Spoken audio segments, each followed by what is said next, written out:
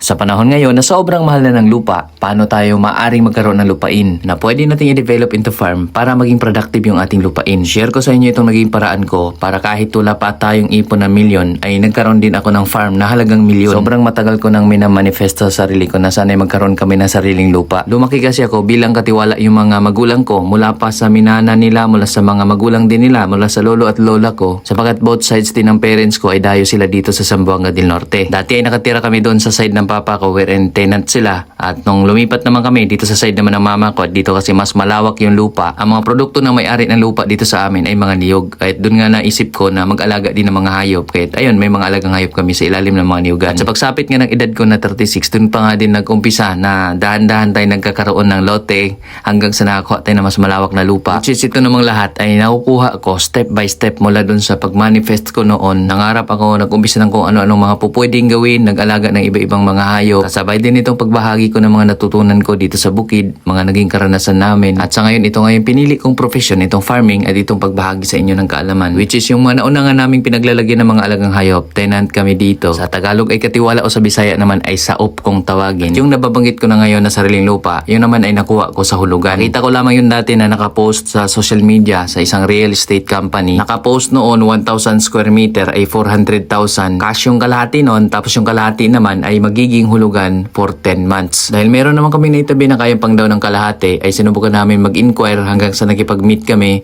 doon sa sales ng lupa. At ayun, hanggang sa nagbigay pa ng discount, pinakauna nga kami doon sa unang nakipag-meet sa kanila at unang nagtuturo ng lokasyon na kung saan namin nais na allocation doon sa buong lupa. Kasi yun ay malawak na lupa, tas yun ay hinati-hati. Dahil nga hindi naman natin afford na bumili ng buong lupa na malawak. So, yun ang aming kinuha, yung mga subdivided na lupa bilang agricultural land. Hanggang sa nagkatawaran, binigay sa amin ng 350 per 1,000 square meter at kinuha namin 2,000 square meter na. So, 350 yung dinaw namin. Pinag-ipon-ipon namin lahat ng kung ano namin makuha, maibenta namin na pupwedeng ibenta, ibinenta na namin para meron kaming mabuo na 350. Tapos yung 350, yun yung aming hinuhulugan. Hanggang sa dumating ang panahon na halos matapos na namin hulugan lahat, no, yung kabuuan. So, meron pa silang bakante na medyo malawak, yun yung 1.5 hectares na halagang 1.2 million. Medyo matagal nilang naibenta yun dahil ngay palayan at binabaha yung dulo nun. Dati pa kasi din minsan kapag ako'y nagbabayad dun sa kanila ay ino-offer nila yung palayan. No? So, hanggang chinat ko sila, nakiusap ako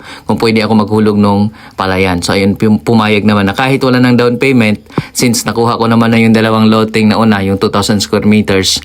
So, yung palayan ngayon ay hindi ko na kailangan mag-down. So, hinuhulugan ko na lang siya monthly at pumayag pa nga sa 2 years na terms. So, doon, nagkaroon tayo ng medyo malawak kahit papano na espasyo na pwede nang paglagyan natin ng mga alagang hayop at pwede tayo magtanim dahil ngayon maganda rin ang lupa doon para dagdag pakain sa mga alaga. Pwede nga rin magtanim ng mga gulay at doon ay nagtanim na rin ako ng mga prutas, mga saging at kung ano-ano pang pwedeng itanim na maaari nating mapakinabangan sa mga darating pang taon. At sa ngayon nga, yung buong lupa na ating nasakop na bukod dun sa 2,000 square meters na nauna plus 15,800 square meters o yung 1.5 hectares. So total ngayon nasa higit na sa 1.7 hectares o 17,000 square meters yung buong area natin dito sa bagong area na dinidevelop namin sa ngayon. At ang lahat ng ito, kaya napalawak din natin yung lupa mula doon sa lote na ating naunang binili dahil nga doon sa tiwala din nung ating pinagbilhan. Kailangan din kasi katiwa-tiwala tayo at kapag tayo pinagkatiwalaan na ay ibigay din natin yung nararapat sa kanilang tiwala sa atin.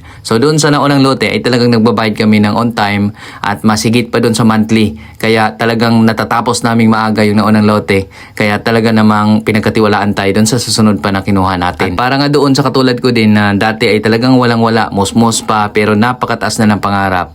Ituloy lamang natin ang pangarap. Ako kasi ganun din ang ginawa ko. Nangarap ako ng nangarap hanggang sa dumating ang panahon medyo nawala na nga rin sa isip ko yung aking pinapangarap dahil feeling ko parang mahirap abutin yung aking pinapangarap. No, dumating nga sa punto na ako'y nagtrabaho for higit sa 10 years kung ano-ano na trabaho na pinasok ko mula janitor, factory worker, maintenance sa mga malalaking building. Subukan ko na rin maging delivery helper, merchandiser. Ang pinakauna pa nga dati tindero sa sari-sari store ng pinsan ko. Dumayo pa ako ng Pulumulok, South Cotabato mula sa Zamboanga del Norte para magtrabaho nung after high school pa yun. Tapos nung nag-aral ako ng mga short-term course dito sa lugar namin, electrician, nag-aral din tayo ng Comtech, computer technician, puro short-term course yun, yung mga scholar ng TESDA dati, may 1 month, may 3 months, at nakakaroon tayo ng certificate noon. Hanggang sa ginamit ko rin yun, pumunta ko Maynila, nag-apply ako, doon ako nag-apply ng iba-iba ng mga trabaho. Habang nga sa matagal na panahon ako bilang employee, ay marami akong natutunan doon, natuto akong tumibay, at nung mga panahon na yon, yung mga pangarap ko talaga, hindi ko na masyadong iniisip kasi feeling ko, hirap talagang abutin dahil nga yung sahod ay sapat-sapat lamang doon sa pangailangan din namin sa pang-araw-araw. Nung nauna pa nga dati ay nagtrabaho ako sa Maynila at nagpapadala ako para pang-aral ng kapatid ko. Tapos nung sumunod naman, nung nagkapamilya na ako, natapos na rin yung kapatid ko doon sa kanyang inaaral. Yung kinikita ko naman sa trabaho noon ay panggastos namin sa pang-araw-araw, pangrenta ng bahay. So talagang sapat-sapat lang din yung aking kinikita noon bilang employee dahil sapat lamang din naman ang sahod ko doon. Hanggang sa dumating nga yung panahon na naisip ko na ano bang mga negosyo doon na nagbukas ang isip ko na mga business na po pwede kong pasukin. Habang ako ay nagtatrabaho dahil hindi naman pwedeng iwanan yung trabaho dahil nga sa mga main na pangangailangan natin doon natin kinukuha ay nagsa-sideline din ako. No, kapag may naisip kami business na pwedeng gawin ay talagang ginagawa namin. Halimbawa, nakakita kami ng isang supplier ng basahan. So, bumibili kami ng basahan, pinopost namin online. Maramihan kasi ang pagbili ng basahan. So, mura yon pag binili ng marami. Tapos kapag retail price na, kahit papano, meron ka ng tubo. Kikita ka na rin doon.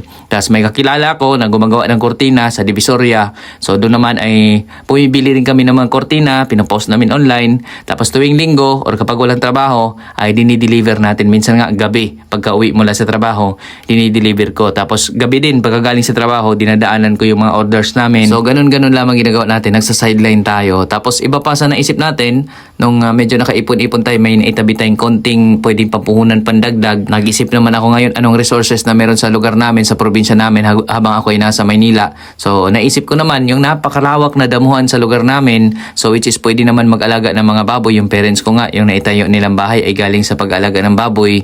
So naisip naman natin na mag-alaga ng mga hayop. So doon naman ay nagpabili ako ng kambing. Sila mama at sila papa ang bumili ng kambing.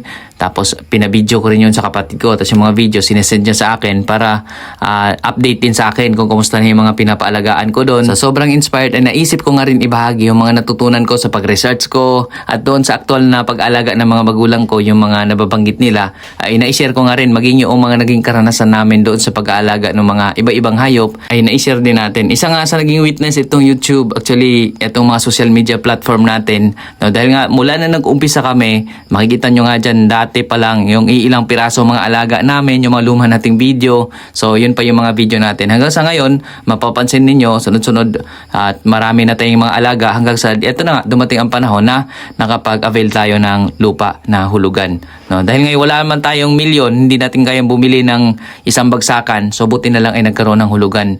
No, although yung mga real estate agency, sila yung nag-aasikaso din nun, pati yung mga titulo pag natapos natin bayaran, mga deed of sale, sila ni nag-aasikaso. So nagbabayad na lamang tayo dun sa mga tax na kailangan bayaran. At dati ko pa nga pinapangarap yon dahil nga alam ko naman parang ang hirap mag-ipon ng milyon. So sabi ko sana magkaroon ng lupang hulugan. So kahit papano naman, yung hulugan minsan din natin namamalayan umabot na palang milyon yung ating nahuhulog. Dahil sa ngayon yung buong area natin na 1.7 hectares, ang halaga nun ay total of 1.8 million. So yun yung hinuhulugan natin, which is yung 700,000 yun ay natapos na nating bayaran. So yung 1.1 million yun yung halaga doon sa 1.5 hectares. So yun yung hinuhulugan ko monthly for 2 years. Kahit ang dami kong projects na ginagawa hanggat maaari, yung low cost na projects yung ginagawa natin doon sa area. No, dahil nga doon sa napakalaki ng babayarin natin na nasa 50k monthly yung ating hinuhulog. So para naman doon sa mga nauna nating bayad ay nakaraos naman na tayo. Kaya naman nating nabayaran naman natin ng ganun. No, pinagsama-sama lamang natin lahat ng pupwedeng kita sa bukid, dinadagdag lamang natin para kahit papano ay makabayad tayo ng buo. So yun yung ating naging experience din, yun yung ating naging paraan din para kahit papano ay makapag-avail tayo ng lupa. Na kahit milyon ang halaga, hindi natin ramdam hanggang sa natapos na rin pala natin bayaran yung buong area. At ang lahat naman na ito ay nagagawa natin sa pamamagitan ng gabay din ni Lord. Sa akin nga, hindi ko lubos akalain na talagang kaya ko magbayad ng mga nauna. At halos papuntang kalahati ng hinahulugan natin dito sa bagong hinuhulugan natin ngayon na 1.5 hectares. Kung baga sa ngayon ay nakahulog na tayo na higit milyon doon sa lupa. Kasama nung nauna nating lote na 2,000 square meters. Which is yung mga naging transaction nga rin namin nung makuha yung lupa ay napaka-smooth. Kahit yung papunta pa lang, nung pagkuha pa lang namin, nung hulugan pa lang ay napaka-smooth ng transaction. So ibig sabihin ay talagang pinayagan ni Lord. Kasi lahat naman talaga ng ginagawa natin dito sa mundo ay hindi natin sariling controlled, kundi talagang kailangan natin ipag sa Diyos kasi nga si Lord talaga ang bahala sa lahat at talagang malaki ang tiwala ko sa Kanya. Doon sa mga ginagawa ko, doon sa mga napagdaanan ko, siya talaga ang talagang kasama ko lagi sa lahat ng panahon kahit na medyo malungkot, stress, problema, kailangan natin lumapit sa Kanya. Lahat yung pagpapasalamat natin sa kung anong meron din tayo. Basta tuloy-tuloy lamang na grateful tayo, mapagpasalamat tayo sa lahat ng blessings kahit ano pa man yan. Dati nga napapaupo ka sa tabi ng kalsada habang kami may trabaho sa isang construction building at habang dumadaan yung mga sasakyan, naisip ko, bakit sila ang dami-dami nilang pera habang ako, ano ba yung pwede kong gawin na sana ay maging katulad din nila. So, ayun naman, isa sa naging motivation din natin sa buhay na kung kaya nila ay darating din ang panahon na kakayanin din natin yon. So ito na yung aking simpleng paraan din kaya't nagkaroon kami ng lupa dito sa bukid at ginagawa namin, dinidevelop namin into farm sa ngayon. So muli po sa inyong lahat, maraming salamat po.